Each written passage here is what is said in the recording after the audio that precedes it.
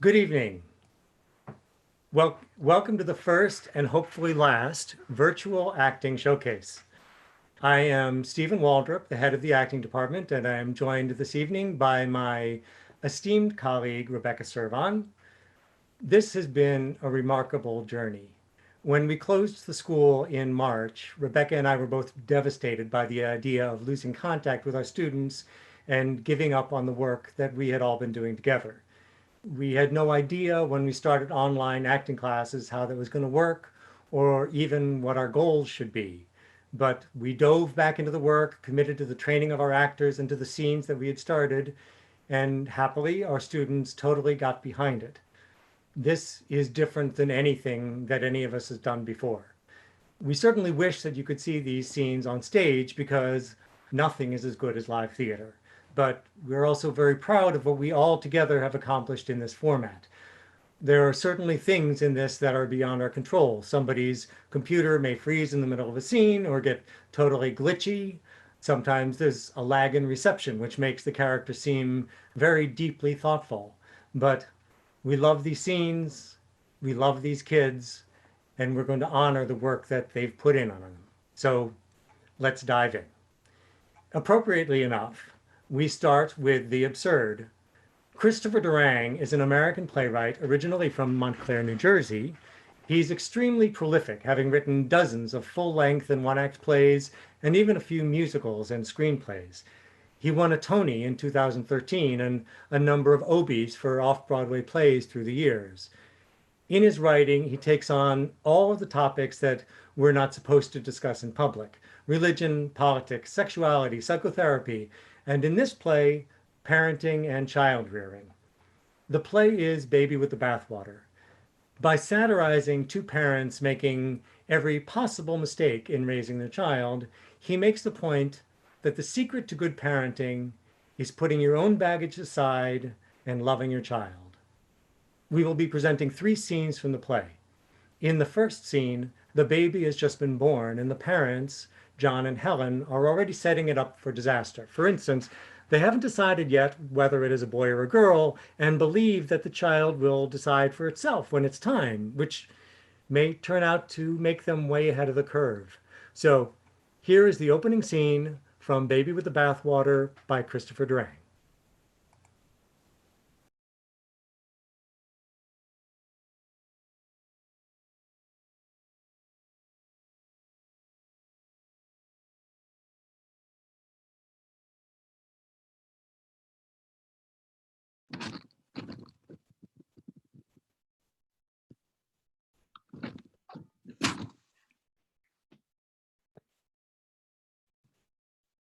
Hello, baby. Hello. It looks just like me. Yes, it does. Smaller. Well, yes. And it looks just like me. It has my hair. Yes, it does. I wonder if it would have been better off having your hair. Your hair is lovely. Thank you. You're welcome.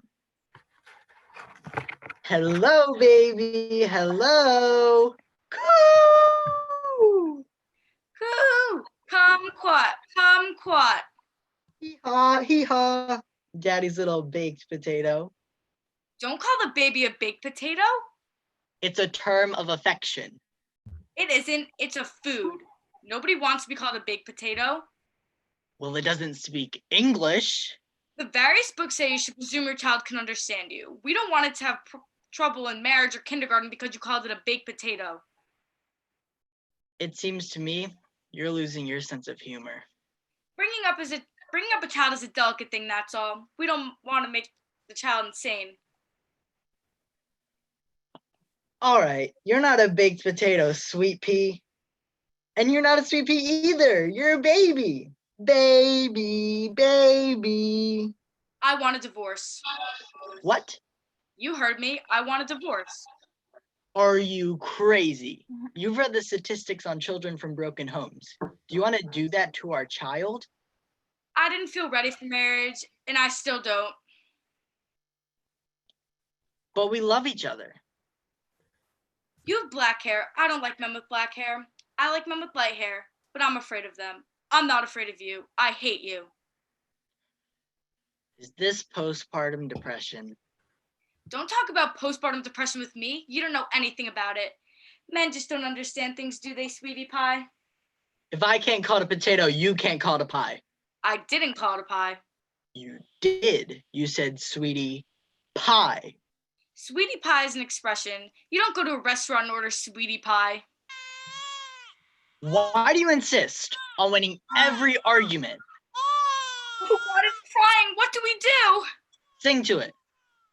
There's no business like show. A lullaby, sweetheart. I don't know any lullabies. Hush, little baby, don't you cry. Mama's gonna give you a big black eye. Good heavens, those aren't the lyrics. I know they're not. I couldn't remember the right ones. You're gonna teach baby all the wrong lyrics to everything. It's gonna have its trouble with its peer group. Maybe we should hold it to stop crying. That's not a good idea. I had a cocktail for breakfast. I'm not steady. Why did you have a cocktail for breakfast? You're always picking on me. I wish we never got married, and I wish we never gave birth to this baby. But we love the baby. How can we love the baby? It won't stop this awful noise. Shut up, baby, shut up. Oh, God, please make this baby stop. Hello, I'm Nanny. Oh, thank goodness you've come. Hello, baby. Hello. Yes, it's Nanny. Yes, that's right. I brought you a present. That surprised you, didn't it? See here, who are you? Oh, my God, it's crying again. Please make it stop crying. What? I can't hear you. Child's making so much racket. Please, make it stop that awful noise. Quiet, little baby. Be quiet. Shut up! I think you've given it a heart attack. No, it's just resting. Oh, thank goodness it stopped. Who are you? I'm the ghost of Christmas past. No, just making a joke. I get a list of all the new parents from the hospital, and I descend upon them. Now I need Wednesday evenings off, and I'm allergic to asparagus and lobster. And I like chunky peanut butter better than the smooth kind. But if you already have the smooth kind, we'll finish that off before you buy a new jar. I can't afford you. And I don't do windows, and I don't do floors, and I don't do laundry. But I make salmon salad and tuna salad and salad niçoise and chef salad and chunky peanut butter sandwiches. And I make my own yogurt in a great big vat. You can't stay here. But I need help. I can't cope by myself. Please, John. But I'm on unemployment. Well, we'll just have to find you a new job. But what can I do? Why don't you become an astronaut or a football player? That pays very good. Or a newscaster. Wouldn't you want to see your daddy on television, baby? Baby? I think the snake scared it. Wake up! There, that's better. Shout at it. It's not good for it. Maybe I should hold it to comfort it. That would be very responsible, John. That's a good boy. Good boy. Thank you. John's been fired from his job, you see. Well, that one put food on the table. I could get a job, I suppose. But what could I do? Why don't you write a novel? The Hunger Games sold very well recently. Why don't you write something like that? That's a good idea, but I would need a pencil and paper. Oh, well, here's $1. Go to the store and buy yourself a paper and a nice felt tip pen. Now? No time like the present, right, baby? Oh, John, please put the baby down. I'm afraid one of us might drop it. I had a cocktail for breakfast, and John took some NyQuil and Quaaludes. I get tense. Put the baby down, John. You're spoiling it. Now, what should we call it, do you think? Well, John's father's name was John, and his mother's name was Joan, and my father's name was John, and my mother's name was Hillary. My doctor's name is Dr. Arthur Hammerstein, but I really want a woman doctor who can understand me. Yes, but what about a name? A name! Don't you get cross with me. All right, we won't call the baby anything. We could call it John after me if it's a boy, and Helen after you if it's a girl. No, I don't want to call it anything. I'm going back to bed. I thought you were going to buy paper and a pencil from the store. Not now. I'm tired. I gave you $1. I don't care. Well, here's another $1. Go buy yourself an ice cream soda on the way home. Oh, thank you, Nanny. I love you. We're all going to have to be very kind to her. Don't depend on Mommy, baby. She's not all there. So what could I do for you? I really haven't hired you yet. You want a quick one? Pardon? Us older girls have a few tricks up our sleeves, you know. I bet I know a few things your wife doesn't know. I don't know. I had a Quaalude this morning, and I really don't feel up to anything. It's very rude to turn me down, you know. You might hurt my feelings. But what about the baby? The baby doesn't have to know anything about it. All right, let's not do it here. I feel uncomfortable in front of the baby. We could distract it. We could play loud music. But that might hurt its ears. I want to be a good father. Well, of course you do. I have tiny little earplugs. We could plug it in its ears. But then, what's the point of the loud music? I don't know. This is all getting too complicated. Very well, let's just do it in the kitchen. Come on.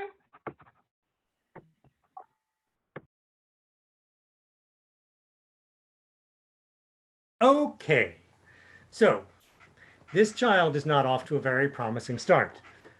The next time we see the child, their parents have decided that it is a girl and have named it Daisy.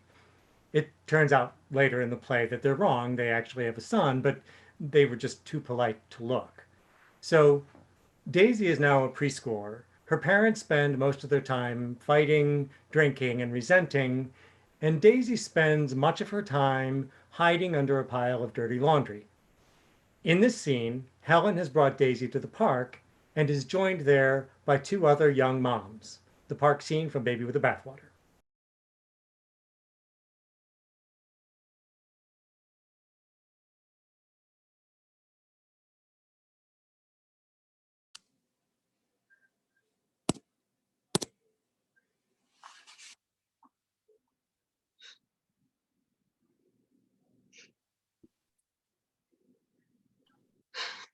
Be careful, Billy. That's your son? Yes, Billy. He has my eyes and my mouth and his father's nose. Yes, I can see that. Of course, I've never seen your husband's nose, but he does have your eyes and mouth. Don't hang upside down, Billy. You'll crack your head open. He is reckless, just like his Uncle Fred. Oh, is that his favorite uncle? No, he's never met Fred. Fred is dead. Is that your little girl? Yes, Susie. Watch your head, Susie. It's such a full-time job looking after children. Yes, it is. Susie's a pretty child. Is her father very handsome? Yes, his whole family is very nice looking. Oh, that's nice. No one in our family is particularly good looking. Well, besides Fred, though you never tell by the way he ended up all squashed like that. How did he die? Part of the roller skating craze. He didn't know how, and he skated right under a crosstown bus. Be careful, Billy. I don't think there's such thing as a homely child, do you? I mean, Billy may grow up to be quite homely, but right now, he's really very cute, and your daughter is downright pretty. Thank you. Be careful of your face, Susie. Don't fall on it. I have a child too, you know. What? No one has asked me about my child. Well, no one was talking to you. Well, I'm a human being. I deserve courtesy. Where is your child? That's her, lying on the ground. Get up, Daisy. Stop acting like a lump. What's the matter with her? She's very depressed. She falls asleep all the time. You put her in the bathtub, she falls asleep. You put her on the toilet, she falls asleep. She's a depressing child. Get up, Daisy. Maybe one of the boys will poke her for me. Maybe she has narcolepsy. You get that from venereal disease, don't you? You're trying to say something nasty about me, aren't you? Narcolepsy is a disease where people fall asleep. You should take your daughter to a doctor. All diseases are psychological. I'm not going to waste money on some dumb doctor who can't do anything about anything. She sleeps because she doesn't want to be awake. She has no joie de vivre. Get up, Daisy. Hey, you, boy, go with the stick. Can you poke my daughter? Billy, don't put the stick there. That's nasty. Why isn't she moving? She's willful. Get up, you lump of clay. Tug her hair a little. Billy, leave that little girl alone and go play in the jungle gym. I don't want you encouraging my son to pick on women like that. That's not a very good thing to teach. She still hasn't moved. Maybe she's fainted. She just does this to annoy me. It's very successful. You're very successful, Daisy. You're getting through. It's passive aggression. I do with my husband. He asks me, did I make dinner? I lie on the rug and don't move. He tells me to get up. I don't move a muscle. She gets it from me. Do as I say, not as I do, Daisy. I've told you that. That's no way to raise a child. What do you know? Do you want a fat lip? Don't cross me. I could do something terrible to your child. What'd you just say? Oh, nothing. My bark is much worse than my bite. Get up, Daisy. Daisy, Daisy, give me your answer due. I'm half crazy, all for the love of you. Sing, sing. It won't be a stylish marriage. marriage. I Can't afford a carriage, but but you'll exceed Feet of upon the seat of of a bicycle built for two. Did she move? I think her arm twitched a little. Oh, I bet she heard it. You love that song, don't you, Daisy? All right, well, I've got to go home now. Goodbye. Get up, Daisy. We're going home. Mother can't stay in the park another minute. Get up. Get up. Get up. Damn you, get up. All right, Daisy, I'll give you 5 and I'm going to step on your back. You listening? 1, 2, 3. Get up, Daisy. Get up, Get up. Come on, Daisy. run. Let's go. Get up. Oh, look. There she goes. My God, she's running fast. Yeah, she's like that. Very inconsistent. 1 minute catatonic, and the next she moves like a comet. My God, she's running right towards that bus. She's always been drawn to buses. She's usually running out right in front of them, but usually the driver stops in time. My God, it's gonna hit her.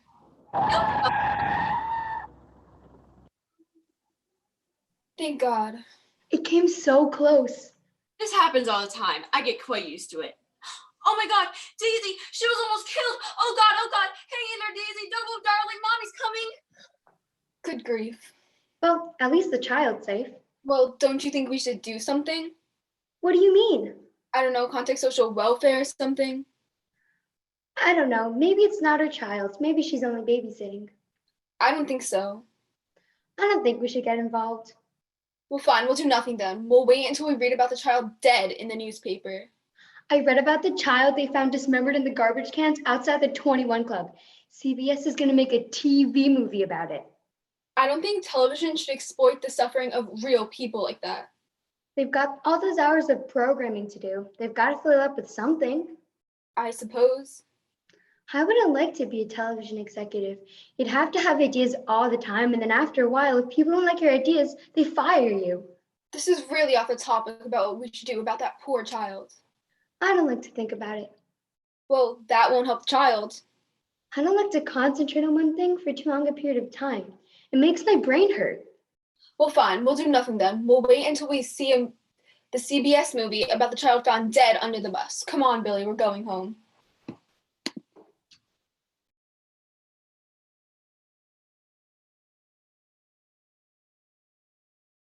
Just so you know, this play does actually have a happy ending where Daisy is now a grown man and has taken the name Alexander Nevsky after a 13th century Russian prince. He has a newborn baby and is consciously not making some of the bad choices that his parents made. But tonight we don't get to happy endings. In our last scene tonight, Daisy is now in school, and unfortunately, the adults there are not doing a much better job than her parents. This scene takes place in the principal's office.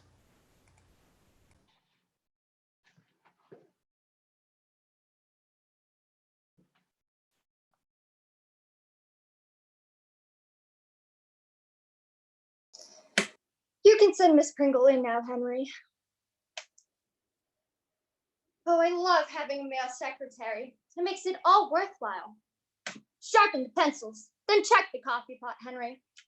Hello, Miss Pringle. How are you? Fine, Mrs. Wilby, but I wanted to talk to you about Daisy Dingleberry. Oh, yes. That peculiar child who's doing so well on the track team. Yeah, she runs very quickly, but I felt I should. Wait a moment, would you? Henry, I want you to buy my husband a birthday present. I don't have enough time. Thank you, sweetie. What were you saying?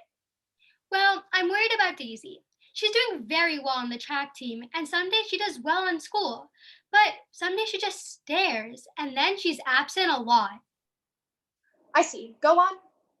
Well, it's her summer essay. You know what I did last summer? What did you do?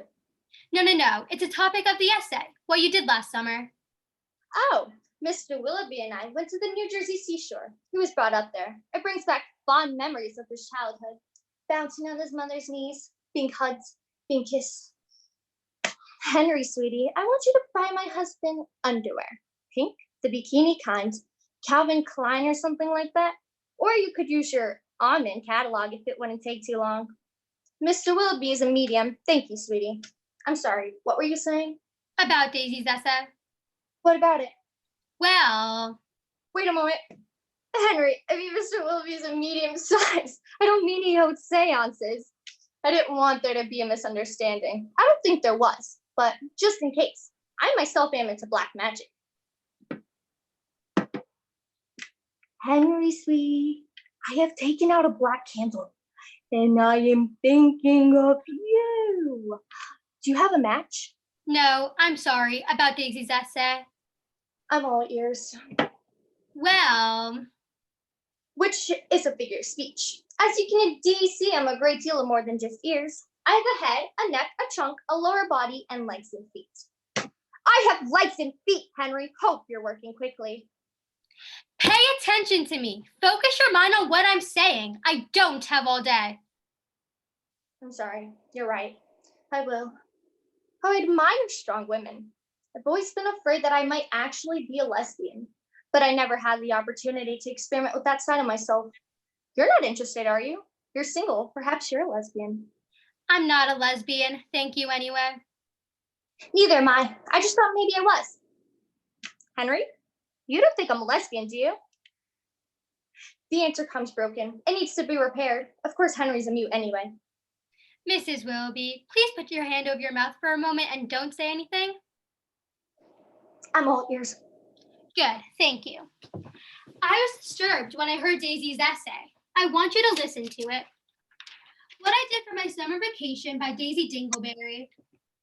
Dark, damp rags, wet, fetid towels, a large German shepherd. It's either splashed across the windshields of a car. Is this a memory? Is it a dream? I am trapped, but how to escape? I try to kill myself, but the buses always stop.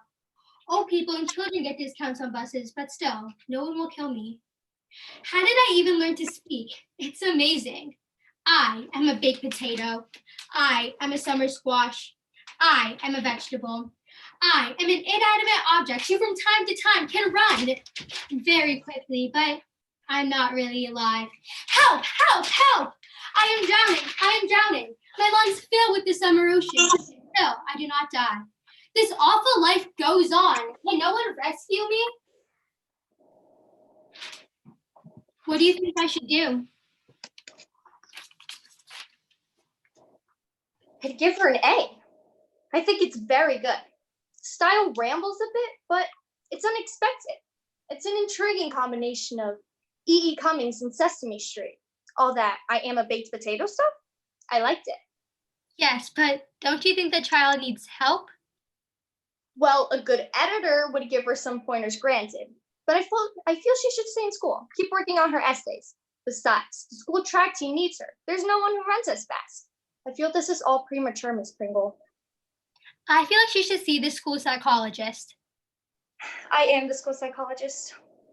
What happened to Mr. Byers? I fired him. I thought a woman would be better suited for the job. Do you have a degree in psychology? I imagine I do. I can have Henry check if you insist. Are you sure you're not a lesbian? You're too forceful. It's unfeminine. And I think you're picking on this poor child. She shows promising creativity. And first, you try to force her into premature publishing. And now you want to send her to some awful head shrinker who will rob her of all her creativity in the name of some awful god normalcy. Well, here's what I have to say to you, Miss Pringle. I will not let you rob Daisy Dingleberry of her creativity, and she will not see a psychologist as long as she's in the school, and you are hereby fired from your position of teacher in the school. Good day. Henry, come remove Miss Pringle bodily from my office, sweetie, would you? No need to do that. I can see myself out. Let me just say, I think you are insane, and I'm sorry that you are in a position of power. Well, I am in a position of power, aren't I, Henry? Now get out of here before I start to become violent. I'm sorry that you will not let me help this poor child. Help this child? She may be the next Virginia Woolf, the next Sylvia Plath. Dead, you mean? Who cares if she's dead, as long as she publishes? Now get out of here.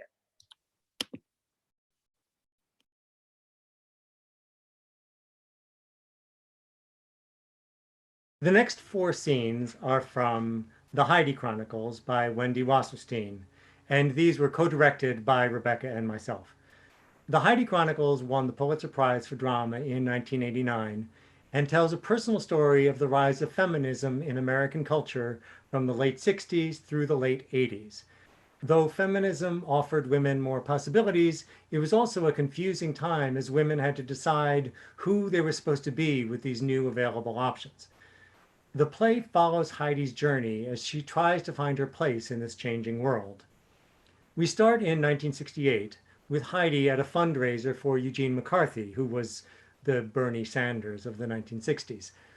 She came here with her friend Susan, who has left her alone, and as is usually the case with Heidi, she is unsure how she is supposed to be behaving, and so is doing her best not to attract attention.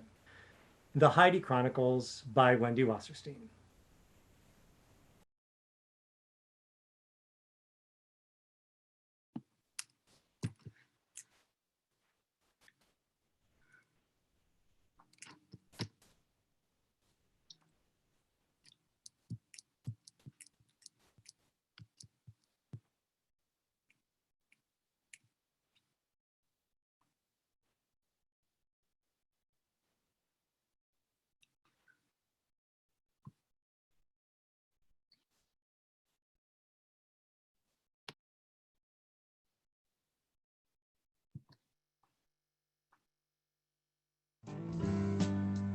Don't you know? There ain't nobody ever gonna love you. Are you guarding the chips? No, Then you're being very difficult. please, help yourself. Where are you going? I'm trying to listen to the music. Janis Joplin and Big Brother in the Holding Company. A- singer. C+ band. Far less innovative than the Kinks. You know, really have one hell of an inferiority complex. I do? Sure. I mean, I have no right to say that you're difficult. Don't you believe in human dignity or something? Obviously, you're a liberal or you wouldn't be here. I came with a friend. You came to Manchester, New Hampshire in a blizzard to ring doorbells for Gene McCarthy because of a friend? Why the hell didn't you go skiing instead? I don't ski.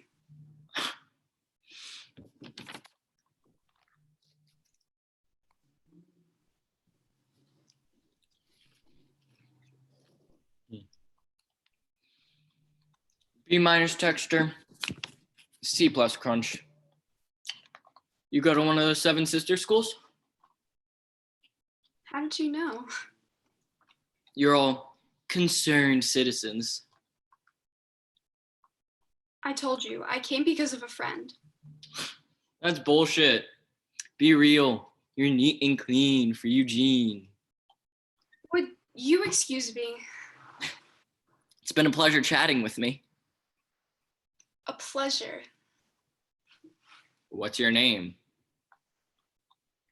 Susan? Susan what? Susan Johnston. See ya. Hey, Susan Johnston. Wouldn't you like to know who I am? Come on. Nice girl like you isn't gonna look a man in the eyes and tell him, I've absolutely no interest in you. You've been incredibly obnoxious and your looks are B-. Why do you grade everything? I used to be a very good student. Used to?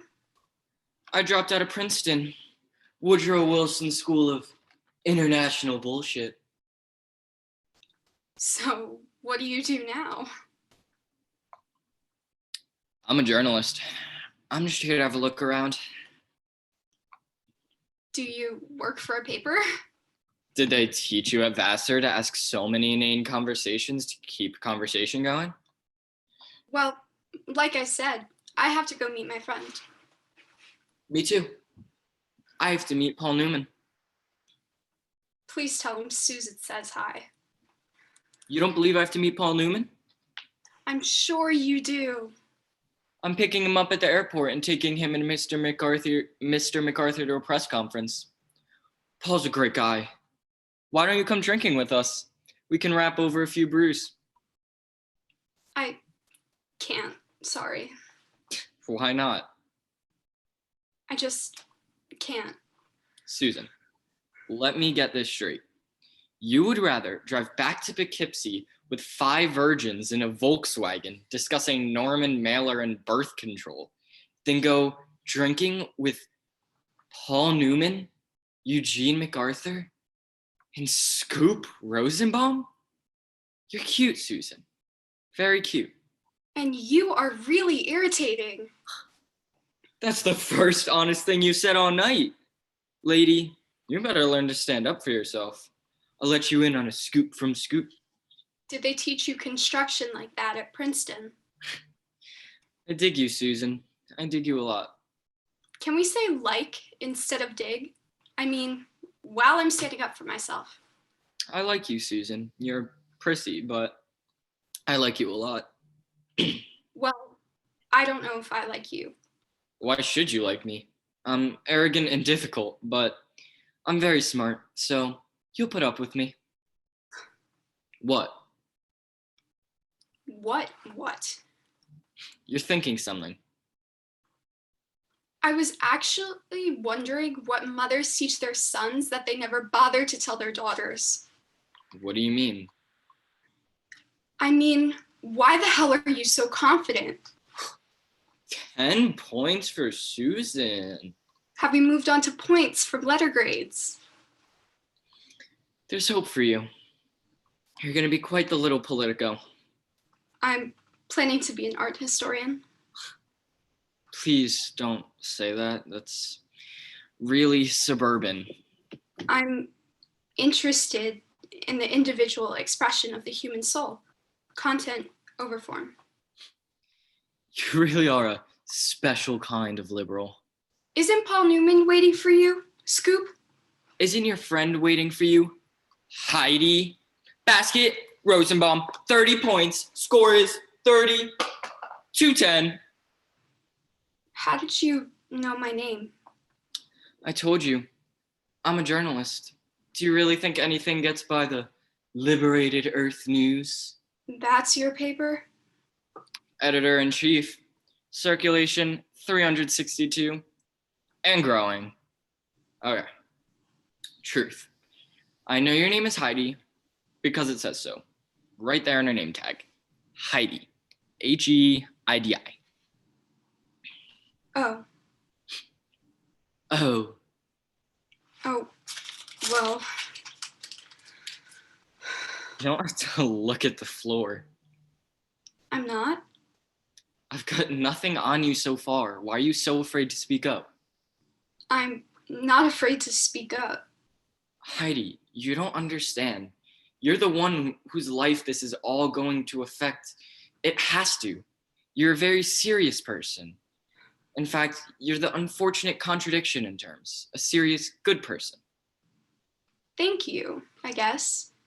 And you? Me? I told you, I'm just here to have a look around. And what if you get left behind? You mean if after all the politics, you girls decide to go hog wild, demanding equal pay, equal rights, equal orgasms? All people deserve to fulfill their potential. Absolutely. I mean, why should some well-educated woman stay home making you and your children tuna fish sandwiches? She shouldn't. And for that matter, neither should a badly educated woman. Heidela, I'm on your side. Don't call me Heidela. It's diminutive. You mean demeaning, and it's not. It's endearing. And you're deliberately eluding my train of thought. No, I'm subtly asking you to go to bed with me before I go meet Paul Newman.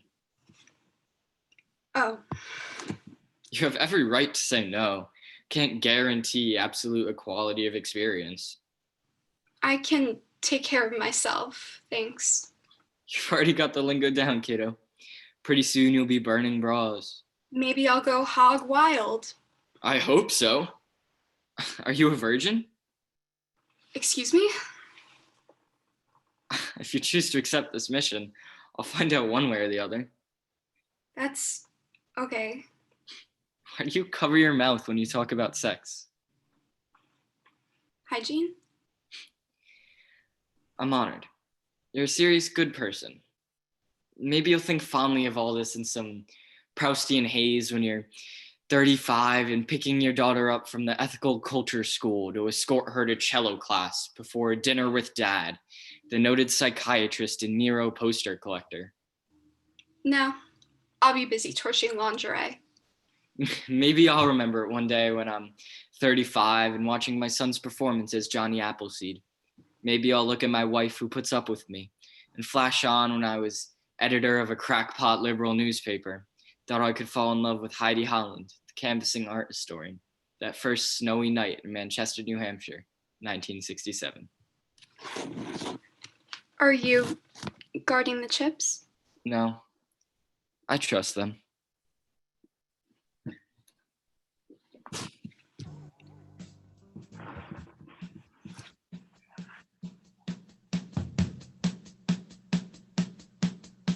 You say that it's over, baby. You say that it's over now. But still you hang around. Now come on, won't you move over? So, Heidi clearly does not have a future in politics and enters Yale grad school studying art history. In this next scene, she is visiting her friend Susan, who is studying law at the University of Michigan in Ann Arbor. Susan brings Heidi to a campus women's support group where we see women from various backgrounds struggling to define themselves in the 1970s and listening to Aretha Franklin.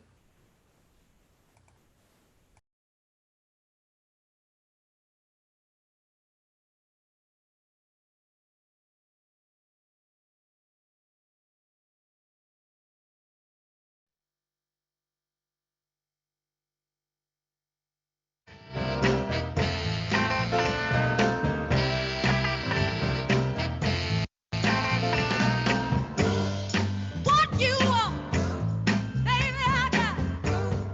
What you need, you know I got it. And I think it would be much cozier for a rap group met next time in one of our homes. No, we're not the Virgin Jubilee. I just hope that everyone is comfortable here. Maybe we should rearrange things and make a conversation nook. Not like my freaking mother. She decorates with sheets. Hi there. Hi. Can we help you? Sure. I'm Becky Groves. I saw your poster upstairs. Hi, Becky. I'm Jill, and I'm so glad you came. Hi, Becky. I'm Fred, and I'm so glad you came. Becky, how about a peanut butter granola cookie? We all take turns providing the goodies. Goodies. Jill, we're also not the friggin' brownies. I sometimes call sweets and cookies goodies. Thank you, Becky. Becky, please tell me if I'm coming off a little too strong. I'm trying to work through that. I love you, Fran.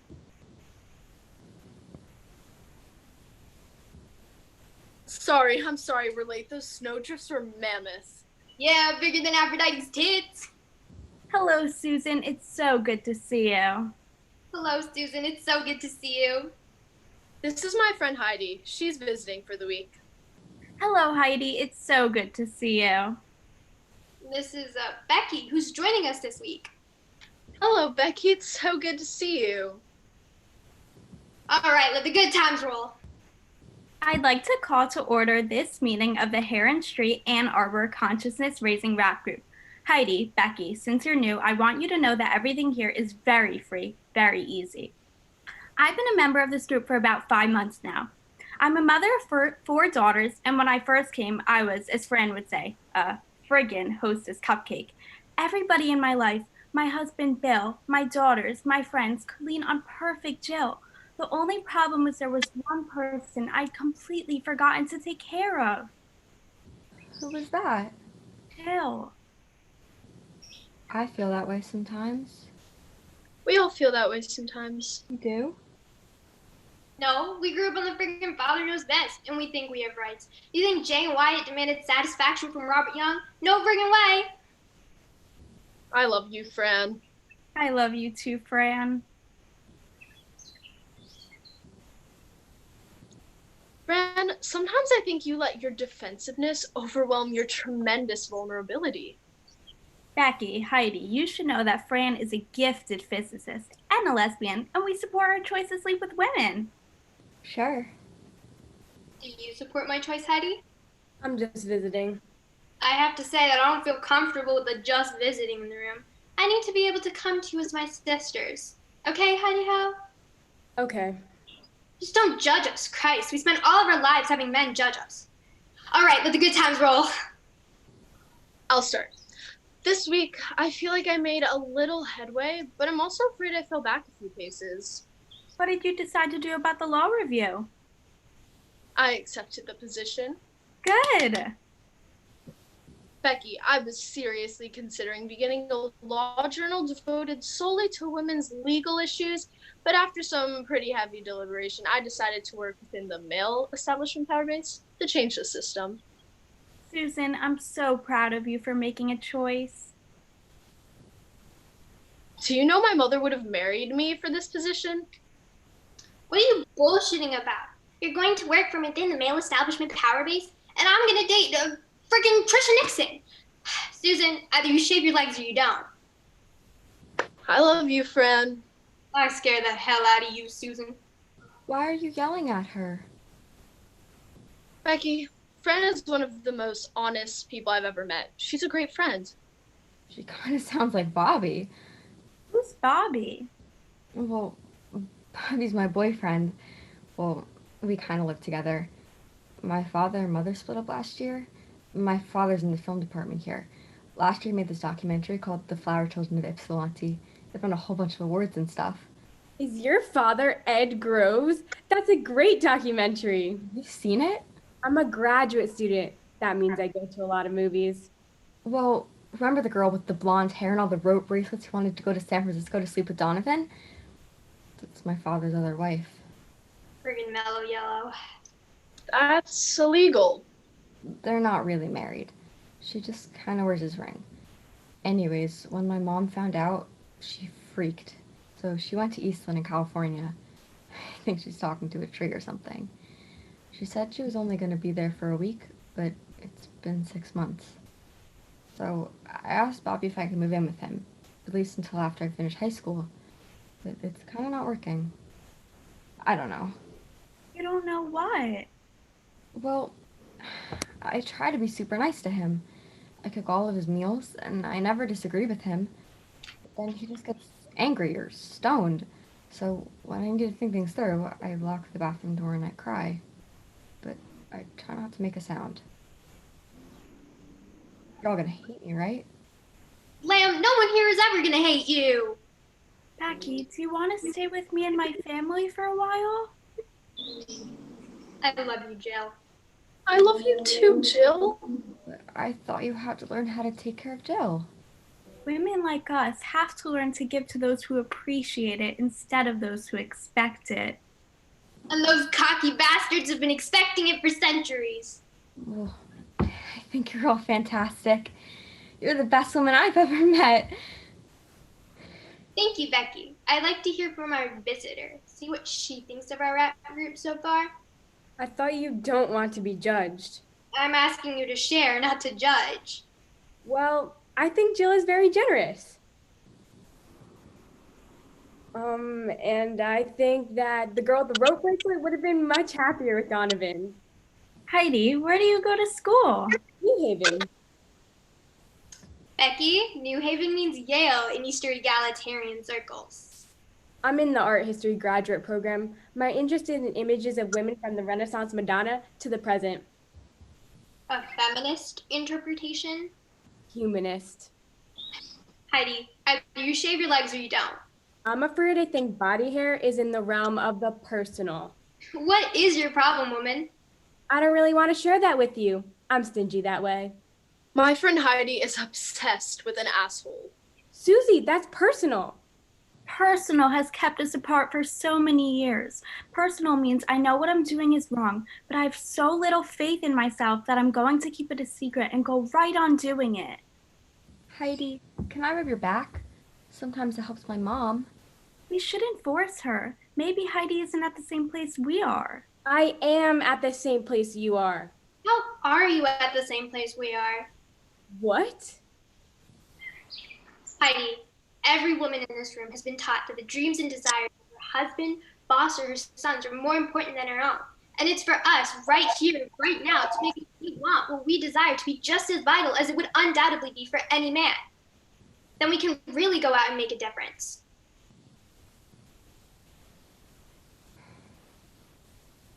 Nothing's going to change until we really start talking to each other. Okay, Fran. I met a guy a few years ago at a Eugene McCarthy mixer. Anyway, we've been seeing each other off and on ever since. He dates a lot of other women, and I get to see him maybe once every few weeks. He's a teaching fellow at the law school. Becky, the law school means Yale Law School. I'm an Eastern egalitarian asshole from Chicago. So big deal. Thanks. The point is that Heidi will drop anything, work, a date, even a chance to see me, to hang out with this creep. He is a creep, but he's a charismatic creep. When I need him, he's aloof. But if I decide to get better and leave him, he's unbelievably attentive. Your asshole sounds just like my asshole. But you see, Becky, the problem isn't really him. The problem is me. I can make a better choice. I know could make a much better choice. I have an old friend, Peter, who I know would make a much better choice. But I keep allowing this guy to account for so much of what I think of myself. I allow him to make me feel valuable. And the bottom line is, I know that's wrong. I would tell any one of my friends that's wrong. You either shave your legs or you don't. I like your friend, Susan. She's got a way to go, but she's one smart, repressed lady. Becky, I hope our daughters never feel like us. I hope all our daughters feel so friggin' worthwhile. Do you promise we can accomplish that much, Fran? Do you promise? Do you promise? I take it back. I love you, Heidi. I love you, Heidi. I love you, Heidi. A feeling of completion for me, like full circle. Heidi and I grew up together. We were girlfriends, but I wanted her to be able to meet my women friends because you're all so important to me. And Becky, that includes you too now. You're very important to me. I think we're all just terrific, and I swear that neither snow nor sleet nor Aphrodite's tits could keep me from getting my ass here. All right, Jill. All right, Jill. All right, All right, Jill. All right, Heidi. All right, Heidi. Why don't we all sing a favorite song of mine and my children? Okay? Okay. We all get into a circle and join hands. It goes like this. Friends, friends, friends, friends, we will always be. Friends, friends, friends, friends. Oh, screw this. R-E-S-P-E-C-T, find out what it means to me. R-E-S-P-E-C-T, take F-T-C-T. Suck it to me, suck it to me, suck it to me, generous way. Suck it to me, suck it to me, suck it to me. Woo! Hey! Generous way, just a little bit. I'll get tired, keep on trying, just a little bit. You're running out of food, and I ain't lying, just a little bit. So, in the first scene, Heidi asks Scoop what it is that mothers teach their sons that they don't teach their daughters. And then in this previous scene, Heidi says, I hope our daughters never feel like us. I hope all our daughters feel so worthwhile. Now, in this next scene, it's 1980. specifically December 9th, 1980, the day after John Lennon was shot outside the Dakota. Scoop has, as he predicted in the first scene, married someone who puts up with him, and his wife, Lisa, is expecting a baby. The scene takes place at her baby shower, attended by a number of powerful, successful women, including, again, her friend Susan. But do they yet feel worthwhile? Let's see.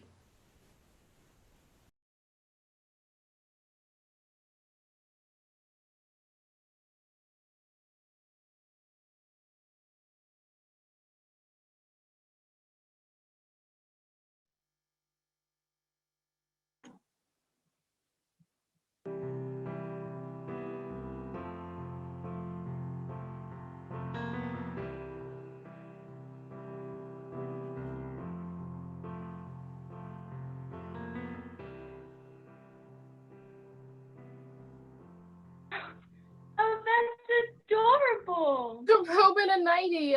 Lisa, that's the cutest thing I've ever seen. Look at those tiny slippers. How could anything be so tiny? Shh, let's listen to this.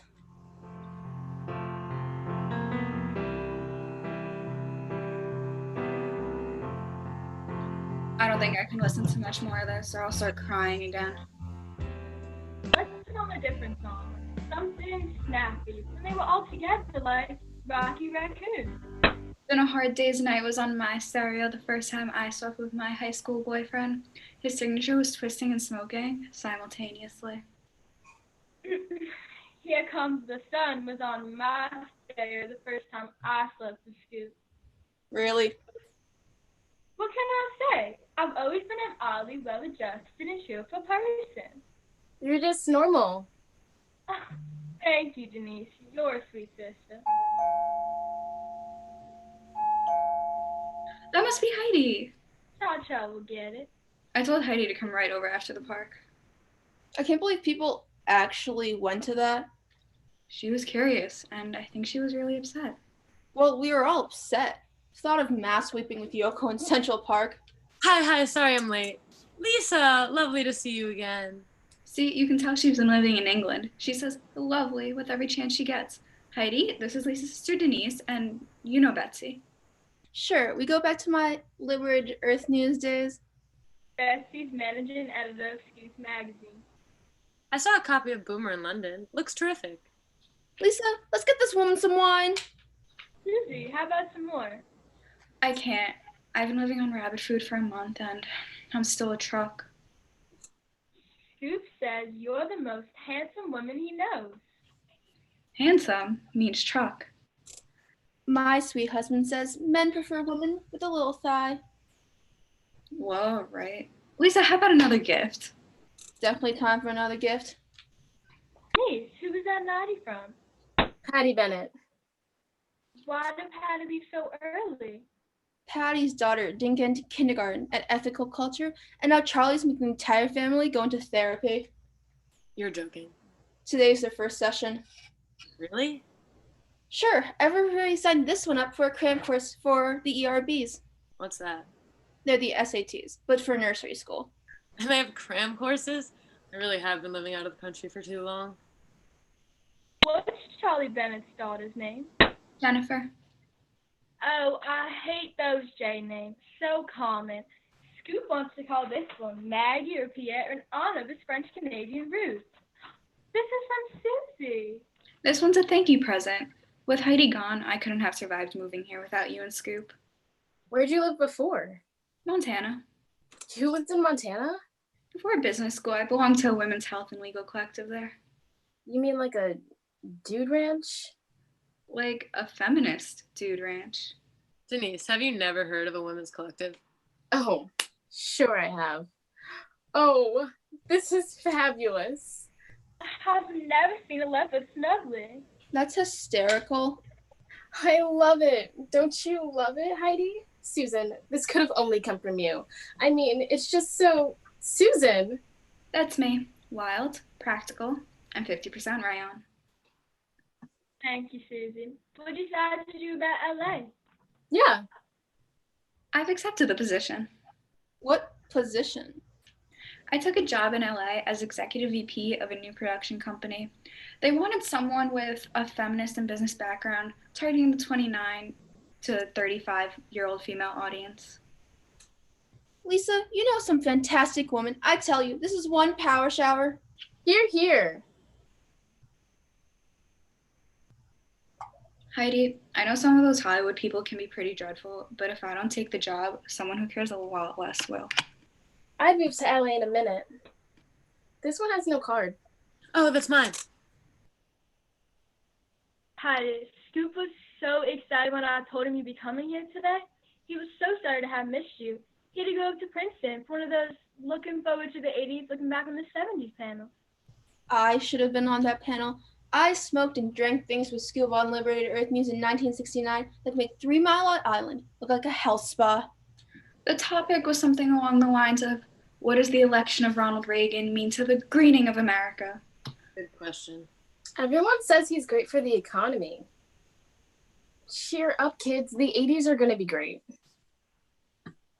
Heidi, are you okay? Oh, I'm fine. I just have to get up early to meet Peter at the park. Buddy, you should grab him. Maybe he'll change. He obviously loves children. Who's this? Peter Patrone. Betsy, you know him. Boomer did that cover story on him. Oh, the best pediatrician in New York. Under 40. Is he married? Well, actually, he did finally just break up last month with Stanley. Jesus Christ! Denise! I'm sorry, but there's absolutely no one. And once I have my career in place, by the time I'm 30, I mean, I definitely want to have children. Isn't this what you guys fought for, so we could have it all? Don't you want to have a family, Heidi? Yes, I hope so. You have plenty of time, Heidi. But didn't you almost get married in England? Well, what happened? Well, I got this job at Columbia and he wanted to stay in London.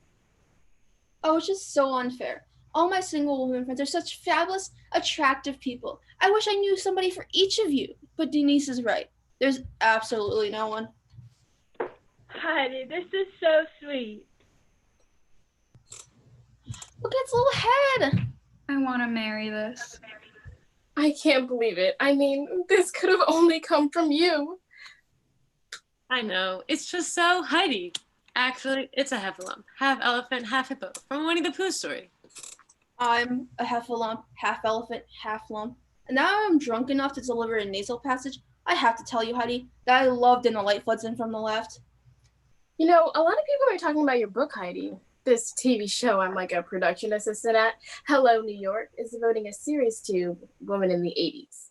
What we've gained, what we've lost. And April, she's our host, was very excited when I told her I'd be seeing you today. We thought we could do something on you and women in art. Excuse me. My little sister is so up and positive. I just get so tired sometimes. I get tired all the time. Lisa, why didn't Denise have a southern accent? Maybe she liberated it during women's studies at Brown. Well, my little sister is the new South. Lise, it's your husband. He's still at Princeton. Don't say anything juicy till I get back. I honestly don't think she knows. Oh, she knows. She's being cheerful. That means she knows. You should see his little friend. She's a graphics assistant on the magazine. She prints around New York in leather miniskirts and fishnet stockings. And she's like the entire generation, except for you, Denise. They have opinions on everything, but do nothing. I'm sorry, Heidi. It's just someone we both don't care for very much. You mean the women's scoop scene? What? Susie, this morning I was with the best pediatrician under 40 at the John Lennon Memorial in Central Park. And Scoop was not at Princeton. He was with the graphics assistant, also in Central Park. Maybe it wasn't him. Oh, it was him. He embraced me, shook hands with Peter, and said it was very important we were all there. He said this was for our generation. So you've met her? Yes, fishnet stockings, has opinions. Was he mortified? No. He told me my book was A- inspiration, B follow through. That's all? He apologized. He said he didn't want to be rude, but he was too moved to speak. Then he cried, she cried, and they walked away. Well, I'm certainly touched. Oh, she's just horrible. Susie, what about him? I wasn't surprised, really. I wasn't impressed, but I wasn't surprised. I like men, but they're really not very nice. Who's not very nice? Oh, this guy who works at Boomer, someone's trying to fix me up with. But who were you huddling about when I came in? You! Hey. We finished your hat. What? Oh gosh, I wish you all knew how much you mean to me. Oh, yuck, yuck. Scoop sounded like an emotional bumper car. It's okay, honey. Honest to God, I love women. I really do. Okay, enough of Lisa's dumb episode. Let's continue my tribute, Betsy. Lisa. Shake your booties, Betsy. But first, a farewell to John. To John. To John. To John. And Ringo and Paul and George. Forever. And Ringo. And Paul. And George. Forever.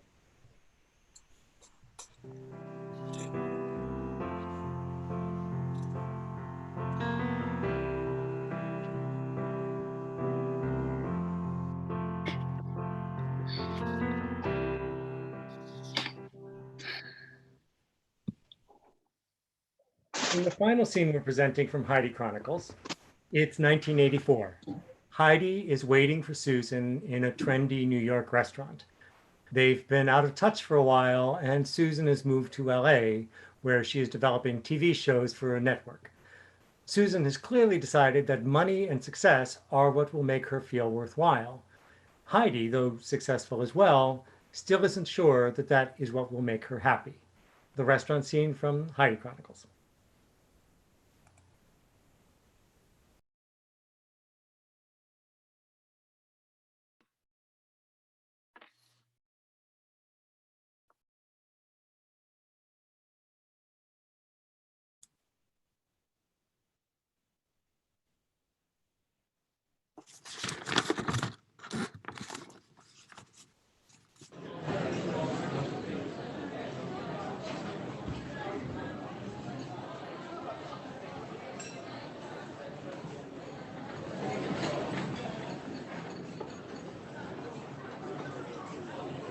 Sorry I was on the phone for so long. We just have 4 shows shooting.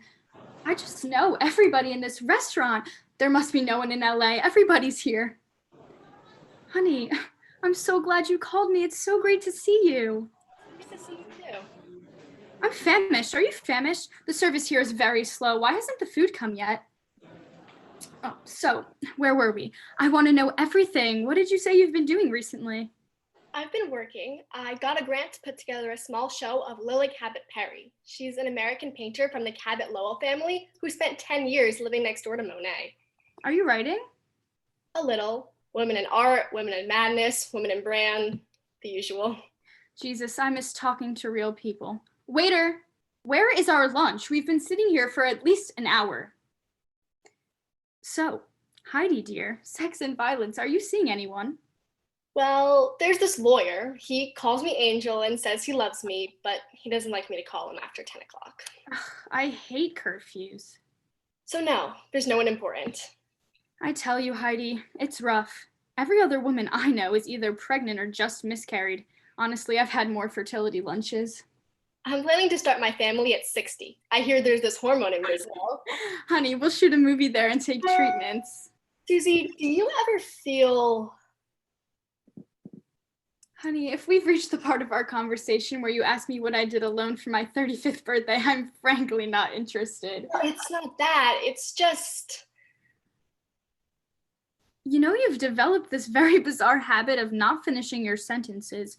It's a good thing in your business you don't have to take too many meetings. Susie, do you ever think that what makes you a person is also what keeps you from being a person? I'm sorry, honey, but you're too deep for me. By now, I've been so many people, I don't know who I am, and I don't care. Honey, I've been thinking a lot about you and how much I love and miss you. And I promise I have the answer for both of us. I'm just waiting to tell you when Denise gets here. Denise? Yes, Lisa's sister, Denise. I just hired her as my assistant. She's so quick. She's already a story editor. She's just adorable. But Susie, I called you because I was hoping we could talk. Honey, of course we're going to talk. Nobody goes out to lunch to eat. Oh, good, there's Denise. So, what did you tell him? I told him we respect him and his talents, and that's why he bought the property, but we didn't have a creative slot for him. Period. Heidi, it's great to see you again. You too. Congratulations on your job. Thank you. I work for a pretty incredible lady. So you hungry?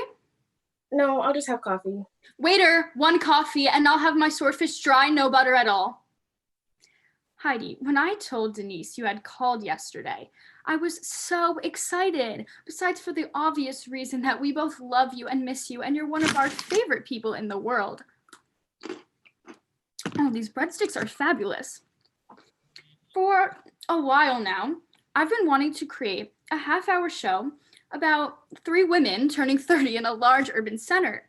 It could be New York, Chicago, Houston. I want to really get into the issues of dating, marriage, careers. There are about 10 other single women series currently being developed, but we thought that your background with women in art could make us a little different. Yeah, we've already done doctors, lawyers, nurses, and detectives, but when you called us, we realized no one's touched the art world. What we're looking for is, say, a way out painter and a uptight curator and a dilettante heiress in a loft. In Houston? Wherever. You don't have to write. We'll hire a writer. It's a package, and we want you as our consultant. Susie, I'm an art historian and an essayist. I'm very flattered, but... Maybe some network executive who actually read a book 5 years ago will recognize your name and buy the pilot. Salmon? Swordfish? Sorry, I'm sea butter on this. I cannot eat butter. I told them no butter. Well, they didn't listen. Don't bring it back. I don't have any more time. Heidi, this is something we can really care about. I mean, you and I are people who need to commit. You know, I'm not political anymore. You know, equal rights is one thing, equal pay is another, but blaming everything on being a woman is just passé. Really? Okay, 3 gals on the town in an apartment, painters, curators, sculptors, what have you. Yeah, all we need is 3 pages, who these people are, why they're funny. But I have no idea who these people are or why they're funny. They're ambitious, they're professionals, they're on their way to being successful. And they don't want to make the same mistakes we did. I don't want to make the same mistakes we did. What exactly were they? Well, like a lot of women your age are very unhappy, unfulfilled, frightened of growing old alone. It's a good thing we're not doing a sitcom about them. Oh, I know. I can't imagine my life without my baby, Max, or my husband. My friends want to get married in their 20s and have their first baby by 30. It's just more put together than your generation. Is that Diane Keaton? I think that's Diane Keaton. Heidi, you'll come to LA next week. We'll meet with the network and get going on this. Diane looks terrific. I would love to get her into a series, but until Meryl does a series, none of them will do a series. Susie, I can't do it either. Why not? Because I don't think we made such big mistakes, and I don't want to see 3 gals on the town who do. Listen, if you don't like this, let's come up with something else. How about a Korean grocer married to a performance artist living with their entire family in Queens? I don't think so. Honey, all we know is sitcom is big, art is big, and women are big, like your friend Lily Perry. Her name is Lilla, and she's not my friend. Her dates are 1848 to 1933. Always the historian. You know, I miss the Heidi Chronicles. In LA, everyone creates their own history. Honey, I would love to work with you on this. I think we could have a lot of fun, and that's not so terrible. Definitely.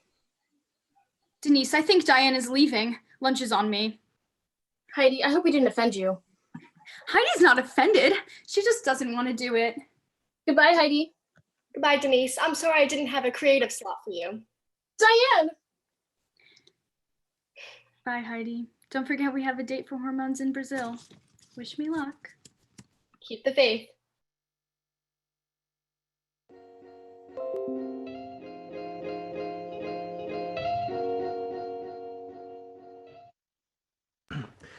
The final scene tonight is being presented by two actors from my pre-professional acting class. The scene is from A Streetcar Named Desire, which is the greatest American play by Tennessee Williams, the greatest American playwright. Blanche Dubois, who is one of the best and most complex characters in American drama. Can you tell I like this play? Blanche has arrived at her sister's apartment in New Orleans after falling on hard times. From a privileged and aristocratic Southern family, she has lost everything: money, family, love, opportunity. She has burned all bridges except the love of her sister Stella. Unfortunately, Stella's husband, Stanley, is from an entirely different world than Blanche and resents her presence in their home. He has, though, introduced her to his friend Mitch, who is charmed by the very eccentricities that Stanley hates. As this scene opens, Blanche and Mitch are returning from a date. A Streetcar Named Desire by Tennessee Williams.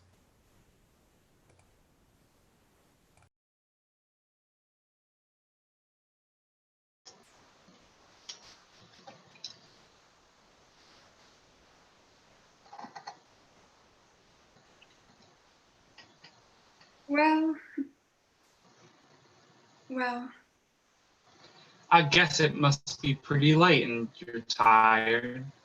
even the hot tamale man has deserted the street, and he hangs on to the end. How will you get home? I'll walk over to Bourbon and catch an owl car. Is that streetcar named Desire still grinding along the tracks at this hour?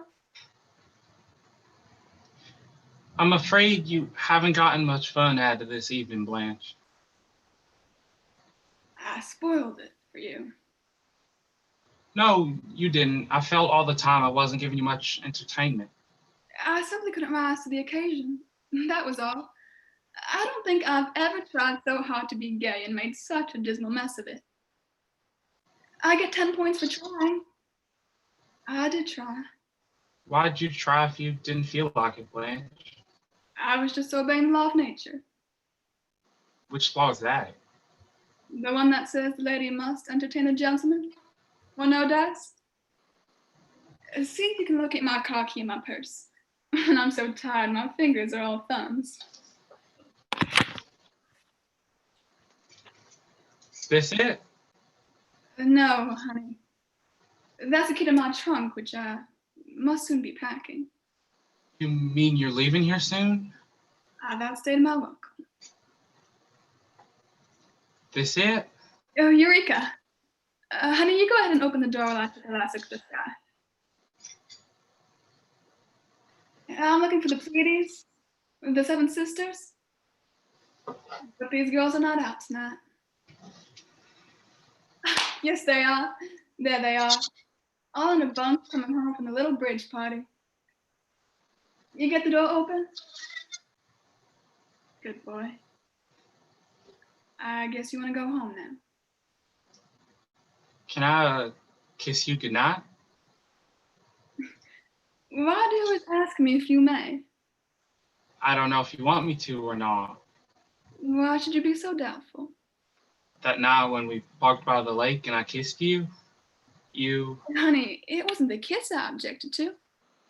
I liked the kiss very much.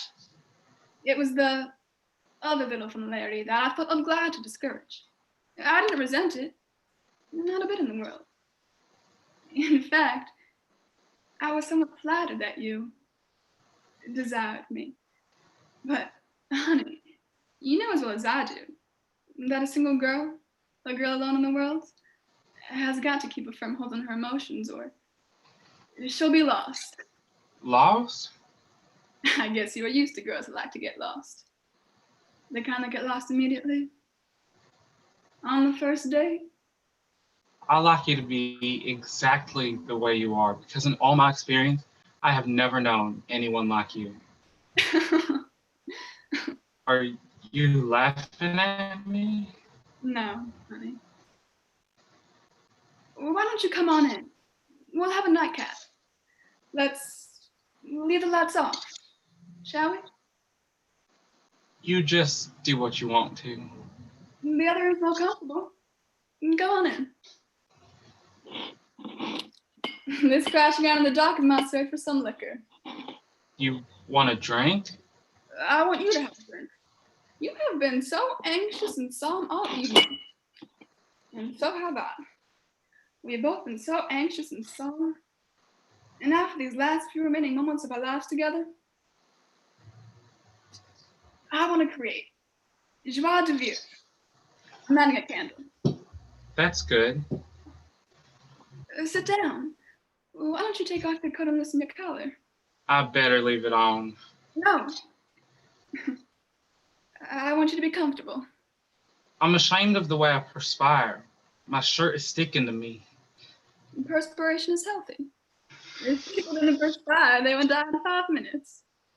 I don't like to wear a wash coat even in the summer because I sweat through it. Huh. It don't look too neat on me either.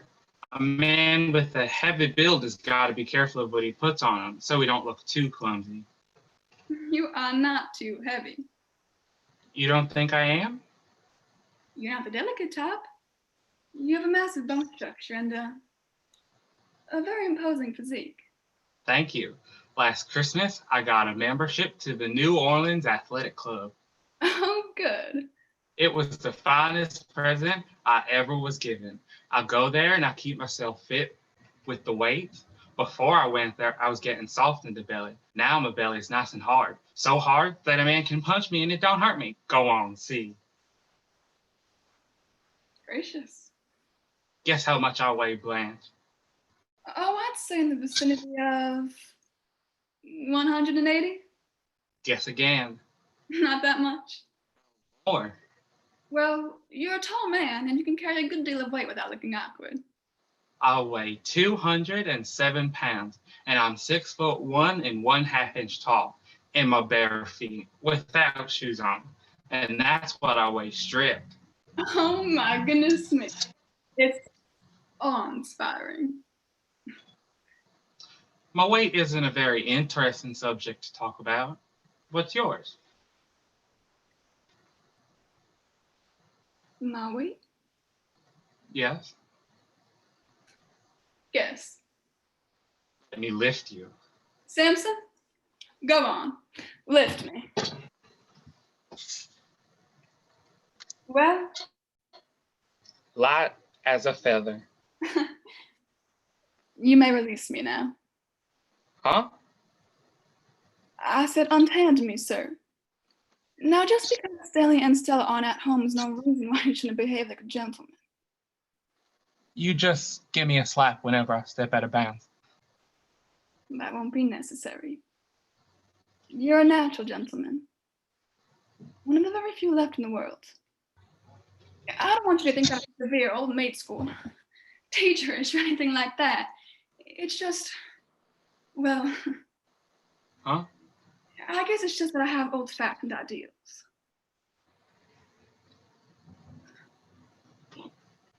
Blanche, Yes, honey? can I ask you a question? Yes. How What? old are you? Why do you want to know?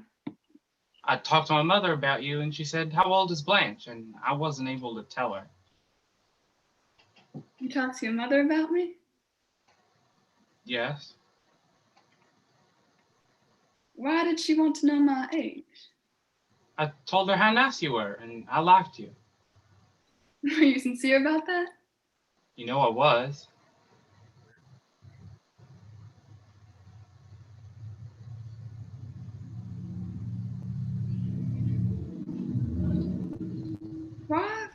Why did she want to know my age, though? Mother is sick. I'm sorry to hear it. Badly? She won't live long, maybe just a few months. Oh, She worries because I'm not settled. oh. She wants me to be settled before she... You love her very much, don't you? Yes. I think you have a great capacity for devotion. You'll be lonely when she passes on. I understand what that is. To be lonely? I loved someone too, and the person I loved, I lost. Dead? A man? He was a boy, just a boy. And I was very young. When I was 16, I made a discovery. Love. All at once and much, much too completely. But there was something different about the boy. The softness and tenderness which wasn't like him. Although he wasn't the least bit offended looking. Still, that thing was there. He came to me for help, but I didn't know that. I didn't know anything till after our wedding when we went away and come back, and all I knew was that in the most mysterious way, and wasn't able to give him the help he needed but couldn't speak of. I didn't know anything except I loved him unendurably. But without being able to help him or help myself. And then I found out. In the worst of all possible ways, by coming into a room that I thought was empty. Which wasn't empty, but had two people in it. The boy I had married and an older man who had been his friend for years. Afterward, the three of us pretended that nothing had been discovered. Yes, we drove off to Moonlight City Casino, very drunk and laughing all the way. We danced the Versiviana. And then suddenly, the boy I had married went out of the casino, and then a few moments later, a shot. I ran out, all ran and gathered by the terrible thing at the edge of the lake. And then somebody caught my arm. Don't get any closer, you don't want to see. See? See what? And then I heard voices shouting, Alan! Alan, the gray boy!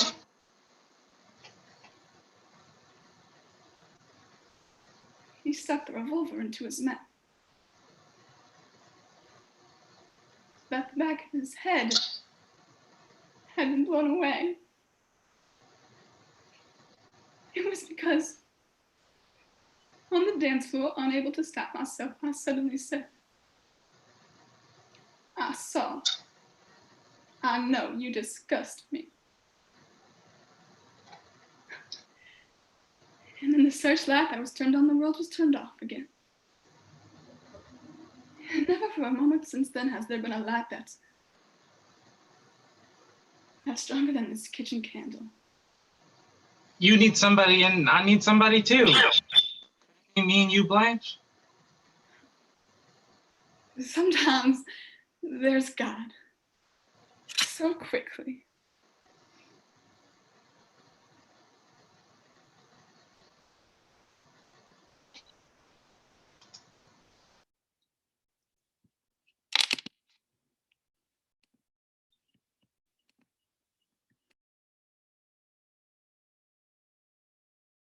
Well, we got through that without any technical difficulties. Yay. So let's bring everybody back out for just to say goodbye. So the first scene. Can the first scene come on out? Come on out. There's Arian. And Ella. Tina.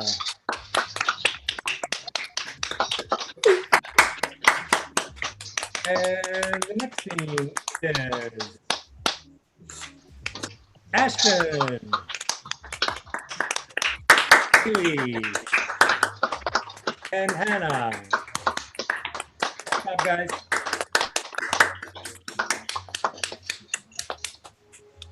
And then we have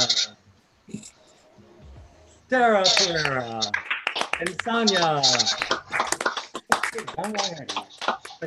Okay. And next we have from the Heidi Chronicles. Here they come now. Adam! Well, let me start my video. And somewhere there's Hannah. Somewhere there is Hannah. Say goodbye, Hannah. Goodbye. Okay. Okay. Next from Heidi Chronicles, the meeting scene. Who do we have? Let's see who shows up. Sydney, and Jackie, and Alex, Jadlin, and Ashria. Good work, guys. And from the shower scene, there's Jessica and Emily. Wait, Emily, be friendly. Come on. There you go. Tracy, Turquoise, and Diana. And from the restaurant scene,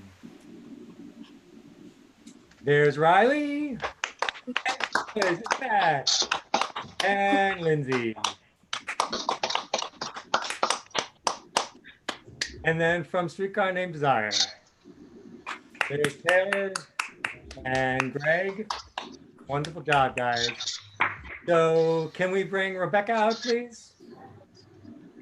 There's Rebecca. Yay! Thank you, Rebecca. Can everybody come back on for a sec? And here's everybody. Steven, it won't let me start my video. Oh, if we had a picture of you, we'd put it up there for you, Hannah. Okay, good job. Thank you, guys. Nice work, guys. Here's Hannah. Okay, bye-bye. Okay.